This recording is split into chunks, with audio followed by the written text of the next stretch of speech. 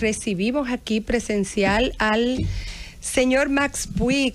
Bueno, si hablamos de que fue ex ministro de Medio Ambiente, de Trabajo, un dirigente político de larga data, pero con él vamos a hablar en su cualidad actual de vicepresidente del Consejo Nacional contra el Cambio Climático. Buenas tardes, don Max. Muy buenas tardes. Encantadísimo de compartir con ustedes y con tanta gente que nos está escuchando en este momento. Así es. Don Max, conocemos el Consejo Nacional del Cambio Climático. Siempre tiene acciones en defensa del medio ambiente. ¿Cómo entra usted ahí ahora? ¿Cuál es la visión nueva que tiene esta institución? Bueno, debo decir lo siguiente, que el tema ambiental, el tema del clima, se puede decir que no preocupaba. Era algo considerado natural, ¿verdad? A veces así había más calor, más frío, había ciclones, no había ciclones, ¿verdad? O sea, algo visto como parte inherente a la vida misma. Sin embargo, de un tiempo acá, se ha hecho palpable, se ha hecho evidente en el mundo entero que se estaban produciendo cambios significativos en el clima. Nosotros, dice nuestro poeta nacional, Pedro Mir, que hay un país en el mundo situado en el mismo trayecto del Sol. Muy bonito, muy poético, lindísimo, pero él lo que nos dijo es que este país está situado también en la trayectoria de los huracanes tropicales. Y estos fenómenos naturales extremos tienden a ser cada vez más frecuentes, más potentes, más destructivos y menos previsibles. Entonces el mundo, el cambio, el clima está cambiando y de manera acelerada. Esto es un ejemplo, pero está cambiando de muchísimas maneras. Las costas dominicanas, que son hoy un recurso fundamental de nuestra economía, porque el turismo es la columna vertebral de la economía dominicana. Sin embargo, yo este fin de semana tuve la oportunidad de ir a pasar por las terrenas y me encontré con que por lo menos 500 metros de playa prácticamente han desaparecido entre las terrenas y Portillo. Y eso está pasando en muchas playas del país. Y todas las previsiones es que esto se va a seguir acentuando.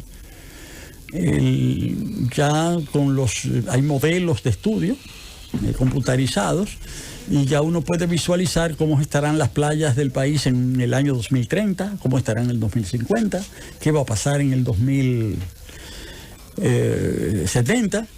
Y las previsiones son que para el año 2100 el país habrá perdido 13% de su territorio.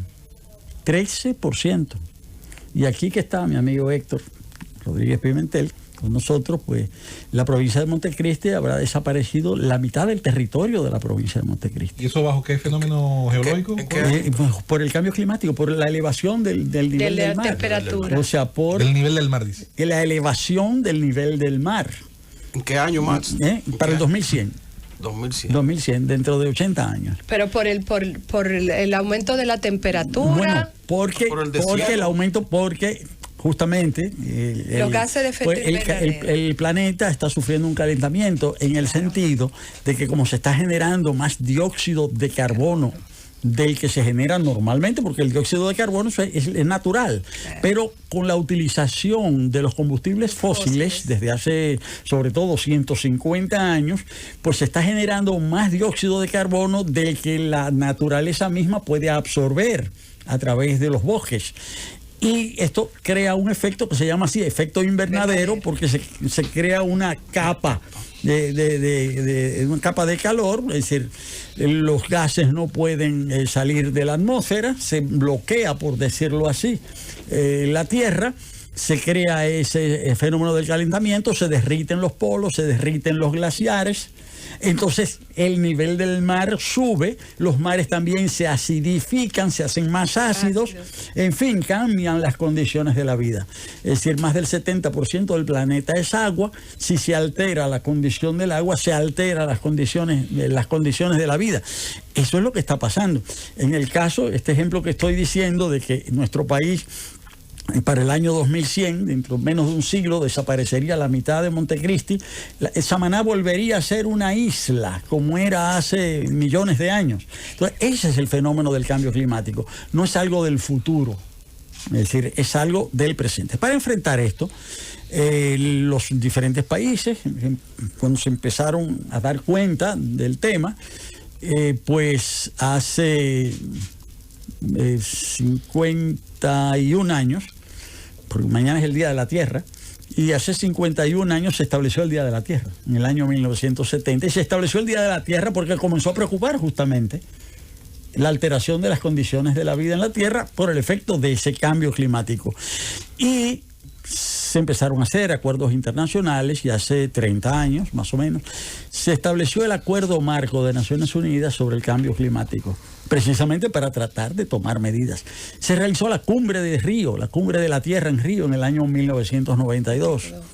Y ya posteriormente, más recientemente, en 2015, se estableció el Acuerdo de París, que es el primer gran acuerdo para enfrentar el cambio climático, por lo menos tratar de frenarlo, tratar de mitigarlo, pero también para establecer algunas condiciones de adaptación a la vida en esas condiciones. Todos los países, bueno, prácticamente del mundo han formado parte de este acuerdo. En los distintos países se han adoptado diferentes respuestas institucionales. Hay países donde es el Ministerio de Medio Ambiente que se ocupa del cambio climático. Hay países donde es el Ministerio de Economía, depende.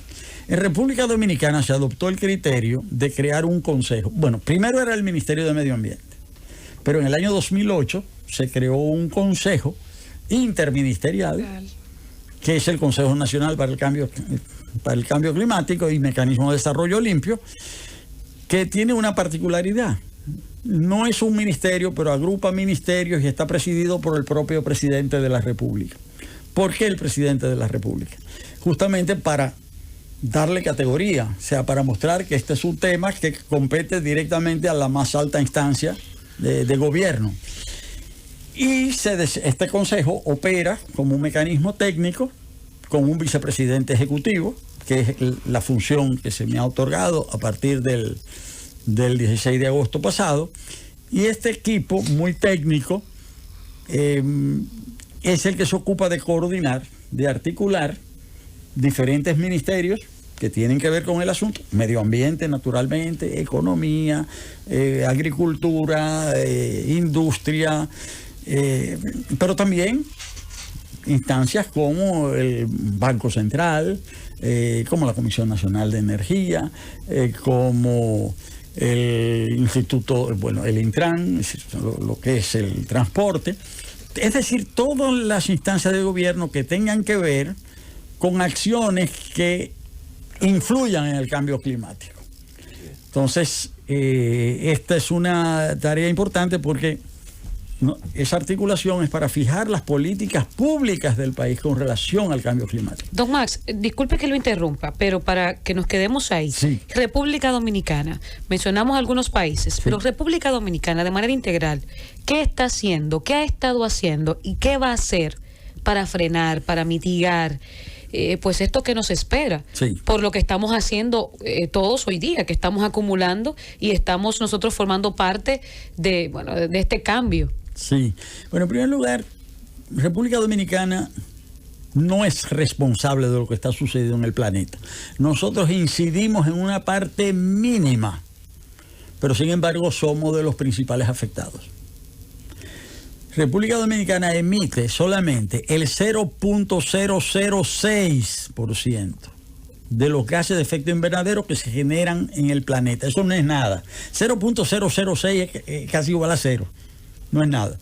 Históricamente son las grandes naciones desarrolladas las que han generado el fenómeno. Las grandes naciones industriales, ahí es donde se ha consumido carbón, petróleo, gas. Y ya se ha demostrado que eso hay que pararlo. Entonces hay que pararlo en el mundo, hay que pararlo aquí, pero hay que pararlo sobre todo donde aquello que está haciendo mayor efecto. Está haciendo mayor producción. Ahora, las consecuencias de ese fenómeno es para todos, porque se quema carbón en China o en Estados Unidos, pero el planeta entero lo sufre. Y justamente ese fenómeno de la elevación del nivel del mar afecta a los pequeños estados insulares como la República Dominicana. No más, pero tenemos meta de descarbonización, Sí, tenemos meta sí. Por la estrategia, por el Acuerdo de París, es el cumplimiento de nuestras metas Bueno, específicas. ahí voy. En primer lugar, una ley primero, el país se adhirió a la Convención Marco contra el Cambio Climático. El país firmó el Acuerdo de París, pero hay leyes nacionales que plantean que hay que parar el uso del carbón, no solamente del carbón, de todo lo que genere dióxido de carbono. Y la Estrategia Nacional de Desarrollo 2030 plantea, que es una ley es la ley número 1 del año 2012, plantea como un objetivo la descarbonización de la economía dominicana. Es decir, pasar a las energías renovables, es decir, dejar las energías basadas en fósiles, en carbón, petróleo y gas. Esto no ha sido fácil porque el mismo año que se aprobó esa ley, ese mismo año se anunció Punta Catalina. Es decir, bueno, digo una cosa, pero hago otra. Ahora, en el compromiso de 2015, ya en 2015 con el Acuerdo de París, todos los países se han comprometido a decir, bueno, vamos a reducir nuestra emisión de gases de efecto invernadero. En un primer momento, República Dominicana se comprometió a reducir en un 25% sus emisiones para el año 2030, tomando como referencia el año 2010, 25%. Ese primer estudio que hizo República Dominicana y que hicieron todos los países fue un estudio muy general. El 25% del 0.006. No, de la emisión. Bueno, sí, claro. Del 0.006. Sí, claro, es cierto lo que tú dices, porque esa es la parte que nosotros emitimos. Porque, Max, también el Acuerdo de París del 2015 establece la reducción de la emisión de los gases invernaderos de los países desarrollados, pero a los países subdesarrollados como este le da una cuota que está muy por encima de lo que actualmente emiten. Bueno, no, porque entonces la preocupación nuestra ya es otra. Es la cuarta, el 25% es la cuarta parte de lo que producíamos en 0.006. O sea, está bien, pero porque la idea es que es una responsabilidad compartida. Claro. Usted emite más, usted reduce más. Usted emite menos, usted reduce menos. En proporción, todo el mundo reduce. Digo porque el gran pleito, Max, que entre las naciones desarrolladas, ¿verdad? Entre China, Estados Unidos, es precisamente tratar de producir energía más fácilmente que el otro. Porque el caso, por ejemplo, de Trump decía, bueno, yo voy a abrir todas las plantas térmicas o la explotación de petróleo, porque China, cuando se firmó el Kioto, no firmó. Entonces China avanzó mucho porque tenía plantas de carbón obsoletas, etcétera. Entonces el Kioto dijo, no, pero tengo que igualarme, por eso yo no voy. Entonces el gran pleito es eso. En todos los países subdesarrollados como estos, que no tenemos grandes emisiones porque no tenemos muchas plantas térmicas y esas cosas. Entonces, si reducimos aún más, imagínate. No, pero nos conviene, fíjate lo que pasa, nos conviene participar en el esfuerzo de reducción. ¿Por qué? Para decir que la responsabilidad es compartida. Tú emites mucho, tú reduces mucho. Yo emito poco, también reduzco poco en proporción. Pero nos conviene porque nosotros somos los más afectados. Nosotros no podemos, si nosotros decimos, bueno, no hay que reducir, al final lo que vamos a perder somos nosotros, porque aquí es donde más afecta el fenómeno. Reduciendo y sin reducir vamos a perder. Sí, pero nos conviene. ¿Y cómo vamos en el cumplimiento de esa meta? Vamos bien, pero lo que yo quiero decir, nos conviene cumplir, porque eso es lo que nos da fuerza moral. Claro. Es decir, aquí hay un fenómeno que se ha producido. Nosotros, todo el mundo debe reducir, nosotros lo vamos a hacer también en la medida de nuestras posibilidades. Pero atención, hubo una diferencia entre los países desarrollados y los países en vías de desarrollo.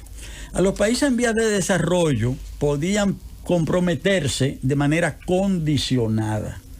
República Dominicana se comprometió a reducir un 25% de manera condicionada. ¿Qué significa de manera condicionada? Condicionado que los países desarrollados le otorguen el aporte financiero necesario para realizar esa reducción. Es decir, yo voy a reducir el 25% si tú me aportan los recursos para que yo lo haga. Don Max, tenemos que ir a una pausa. Sí. Cuando volvamos a ver qué usted opina sobre la decisión de este gobierno de cambiar su matriz a gas natural, que es un hidrocarburo. ¿Cómo entra eso en la ecuación de los compromisos que tenemos de cara a la reducción de gas invernadero?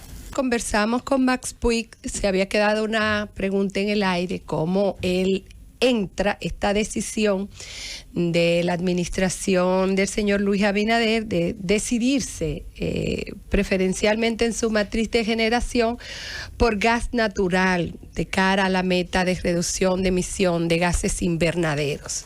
Sí, bueno, en primer lugar, dos cosas. Yo estaba hablando, quisiera completar eso para pasar a la pregunta rápidamente. ¿Cómo no? Yo decía que República Dominicana se había comprometido a reducir en un 25% su emisión de gases de efecto invernadero para el año 2030, tomando como base el 2010. Pero que ese era un compromiso condicionado a recibir financiamiento externo. Cada país ha tenido que revisar su compromiso. Y la fecha límite para eso era diciembre del año pasado. República Dominicana lo hizo. Y pasó de un compromiso de un 25 a un 27%. Parece lo mismo, pero es muy diferente. ¿Por qué? Porque el 25 era condicionado en su totalidad. Ahora del 27% solo un 20% es condicionado. Y República Dominicana se ha comprometido a que el 7% de la reducción lo va a asumir con sus propios recursos. Ahora, eso está muy verificado, muy contabilizado internacionalmente. No basta con una declaración. Tiene que haber pruebas fehacientes de que eso se está haciendo. Y las pruebas fehacientes son la inscripción del gasto en el presupuesto, la inversión realizada por los grupos privados. Esas son pruebas. Cuando hay una inversión, eso es comprobable. Entonces, República Dominicana, ese 7% ya está verificado. Hay un 5% del 27% asegurado por el sector privado en base a inversiones ya contabilizadas y un 2% sobre la base de gastos del gobierno. Se puede llegar a más de aquí al año 2030, pero no se podía contabilizar porque tenía que haber pruebas y República Dominicana no ha podido desarrollar la capacidad de medición de eso. Esa capacidad de medición, sin embargo, va a mejorar porque desde hace 2 años se estaba trabajando en la creación de un sistema de transparencia en el registro de la emisión de gases de efecto invernadero. Y ese sistema que se estaba trabajando desde hace 2 años, se había preparado un decreto, estaba un poco trabado, y una de las primeras medidas de gobierno del presidente Abinader fue emitir ese decreto. Entonces, República Dominicana, desde el mes de octubre del año pasado, emitió un decreto creando el sistema que se llama de MRV, medición, registro y verificación de la emisión de gases de efecto invernadero. Es el 4º país de América Latina que logra emitir ese decreto, República Dominicana. Ahora, la emisión de ese decreto significa que República Dominicana está cumpliendo con el artículo 13 del Acuerdo de París, que es el artículo relativo a la transparencia, a que todo esto se haga, se verifique, se compruebe. Eso hace que República Dominicana entonces pueda recibir más apoyo, más financiamiento para desarrollar ese sistema. Si el país no tiene el sistema, no está en capacidad de recibir recursos. Si se crea el sistema, entonces ya puede ser desarrollado. Estamos en ese proceso. Eso no solamente no es malo, sino que es muy bueno. Quiere decir que estamos en la vía correcta, estamos trabajando en el buen sentido. Ahora, eso también significa que se va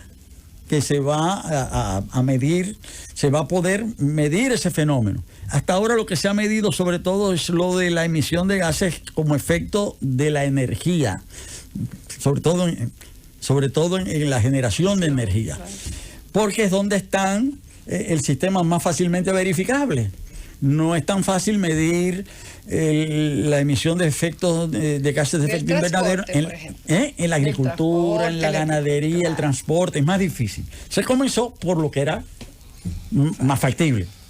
Ahora, pero cada día se están desarrollando nuevos elementos. Ayer justamente se lanzó públicamente una iniciativa a través de una institución privada que es el CEDAF, para desarrollar capacidad para medir la emisión de gases de efecto invernadero en la agricultura, en la foresta, y en el transporte precisamente. Es decir, que se avanza. Ahora, hay necesidades de crecimiento económico. Es decir, las sociedades actuales son sociedades, todas, en el mundo entero son sociedades energéticas. Nada funciona sin energía.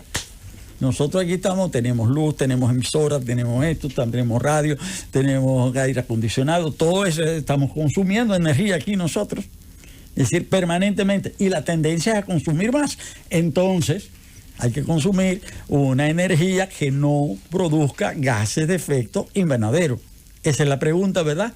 Claro. Sobre el uso del petróleo, del carbón y del gas. Resulta que en todos estos casos, cada uno de estos combustibles fósiles genera gases de efecto invernadero. Pero el que menos genera de los tres es el gas. Es decir, el petróleo, el carbón y el petróleo generan más gases de efecto invernadero que el gas. No es que no genere, pero genera menos. Ahora, el gas no contamina y los otros contaminan. Es decir, que las ventajas comparativas del gas respecto al petróleo y al carbón, el gas tiene efectos, ventajas comparativas, definitivamente. Sin embargo, hacia donde el mundo hacia donde debe encaminar es hacia la eliminación de los tres, de todos los combustibles fósiles. Además hay otra cosa, son finitos, se van a acabar. Claro. Dentro de 200 años no habrá más petróleo, no habrá más. Lo que pasa es que si se sigue consumiendo todo ese petróleo que queda para 2 siglos, al final no va a haber condiciones para la vida. Entonces, aunque el petróleo se quede debajo de la tierra, va a haber que dejarlo debajo de la tierra, porque su uso va a dañar las condiciones de vida en el planeta. Y realmente, con las energías, la opción son las energías renovables. Y además, en un país que no tiene ni petróleo, ni gas, ni carbón, sí tenemos sol, agua, tenemos sol, tenemos viento, y ninguno de los tres hay que importarlos. Es decir, que tampoco desde el punto de vista afecta. Esto no es absoluto, porque la tecnología y la maquinaria para utilizar el gas... Su fabricación es bastante contaminante. Para utilizar, las baterías de litio. Las baterías de litio, Sí. en fin. Pero habrá que buscar la solución para superar esa contaminación. Ese es el gran debate sobre la energía nuclear también. Es decir, que es la menos contaminante de todas. Pero también plantea unos problemas muy serios en términos de los efectos y de residuos, claro. De los residuos. Bueno, pero en fin, lo importante es que hacia donde el país se debe encaminar es hacia las energías renovables. Incluso, voy a poner un ejemplo. Catalina. Punta Catalina, yo particularmente entiendo, y no lo pienso yo solo, sabemos que fue un error haber construido Catalina. Sobre todo... Aún con el desplazamiento de tantos motores que teníamos. Porque desplazó bastante. Sí, pero se podía hacer de gas directamente y se desplazaban igual. El tema de Catalina es que nosotros somos un ecosistema insular. Y los ecosistemas insulares son más frágiles que los ecosistemas continentales. La misma planta de carbón de Catalina, el territorio continental de Estados Unidos, o sea, no hace tanto daño como hace aquí. Es un ecosistema muy frágil. Más que los gases, la ceniza que está dejando. Bueno, es un problema muy grave, que hasta ahora no tiene solución. Hasta ahora. Y además la solución es costosa. A mí particularmente debí ocuparme de un problema similar. O sea, porque a mí me tocó ser secretario de Medio Ambiente en el periodo 2004-2007. Y durante la transición del 2004 fueron depositadas en el país más de 70.000 toneladas de rock ash. Sí, que son las mismas cenizas. El rock ash es lo mismo. Las cenizas que están ahí son fly ash. Significa fly ash. Claro. El rock ash es el fly ash consolidado. Sí. Y se le consolida para transportarlo, para traerlo, lo tuvieron que convertir en rock ash. Ahora, que todavía está haciendo daño en Manzanillo. Todavía. Bueno, daños medioambientales. habría que ver, porque la solución que se adoptó ahí, es decir, las cenizas hoy no existen. Esas cenizas fueron, es decir, si algo pude hacer como secretario de Medio Ambiente fue resolver ese problema. Pero fue muy costoso, o sea, resolver el problema. Porque nosotros le pusimos una demanda a la empresa. Nosotros hicimos en ese caso 3 procesos. Nosotros le hicimos un proceso a la empresa por generar las cenizas, un proceso a la compañía que transportó y un proceso a los funcionarios que autorizaron la introducción. Y se hicieron los 3 procesos. Los funcionarios, algunos fueron condenados. Bueno, el sistema pero en fin. En estos minutos quisiéramos escuchar cuáles son los planes que pudieran tener el Consejo Nacional contra el Cambio Climático de cara a la recepción de la ayuda. Sí. Lo primero, el Consejo se creó en 2008, nunca se había reunido.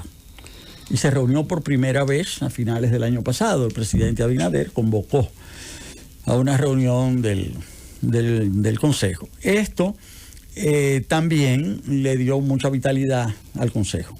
Se emitió el decreto para la medición de los gases de efecto invernadero. Se cumplió con la contribución nacional en los plazos. Y ahora mismo se está participando de manera muy activa en lo siguiente. El año pasado, a causa de la pandemia, no se pudo realizar la COP26, que es la reunión cumbre de cambio climático que tenía que hacerse en Glasgow, Reino Unido. No se pudo hacer el año pasado, se va a hacer en noviembre. Ahora, preparatorio a esa reunión, va a haber 3 reuniones regionales. En Japón, para Asia y Pacífico, en Uganda, para África, y en República Dominicana, para América Latina y el Caribe. La ventaja de eso, bueno, no va a ser igual que las anteriores a causa de la pandemia. La última que se hizo en América Latina fue en Bahía, Brasil, hace 2 años, y hubo 5.000 participantes. Eso no se puede ahora. Y se dividió la Semana Regional del Clima en dos sesiones virtuales y una tercera sesión virtual y presencial. La primera se hizo en marzo, introducción, la segunda viene en mayo, del 10 al 12, y la presencial y virtual va a ser en agosto. Vamos a ver, estamos trabajando mucho en eso. Lo importante de eso es que las conclusiones a las que se llegue ahí serán expuestas en la Asamblea General de Naciones Unidas en septiembre por el presidente de la República a nombre de toda América Latina y el Caribe. Y luego eso hace que el presidente dominicano será el vocero de toda la región en Glasgow en noviembre. Eso nos da no solamente mucha vitalidad, sino que nos da una oportunidad tremenda porque nos hace trabajar con los ministros de energía, de medio ambiente, los responsables del transporte, de toda América Latina y el Caribe, y eso hace que el foco se centre en República Dominicana y que República Dominicana también pase a jugar un papel activo en noviembre. Todas esas son oportunidades. En realidad es mucho trabajo, pero estamos muy buenísima noticia que seremos sede regional de cara a la reunión, a la gran reunión en Naciones Unidas. Gracias, don Max. Qué bueno que le han dado una reavivación a ese importante organismo regional.